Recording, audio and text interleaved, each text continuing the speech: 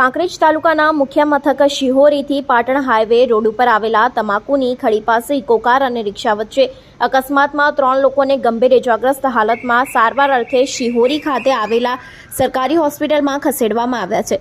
Shihori Patan highway road ઉપરની ઘટના એક સામે આવી છે, જેમાં સફેદ કલરની ઇકો કાર અને લીલા પીળા કલરની રિક્ષાવાળાએ ઇકો કારની પાછળ ઘુસાડી દીધી હતી। પોતાની રિક્ષાને અકસ્માત સર્જાયો હતો, જેમાં સૌથી અગત્યની બાબત વિશે વાત કરીએ તો ઇકો કારે બ્રેક મારતા મોટો અકસ્માત સર્જાયો હતો। અકસ્માતમાં લોકમુખ્ય ચર્ચાનો વિષય બન્યો છે, જેમાં ઇજાગ્રસ્ત ચેતન વાઘેલા સાથે જ રતન વાઘેલા જે 3 વર્ષના છે, અરુણ વાઘેલા જેની પણ અકસ્માતમાં ઇજાગ્રસ્ત થયા છે। 3 મહિના રહે ઉમરી તાલુકો અને કાંકરેજ જિલ્લો છે।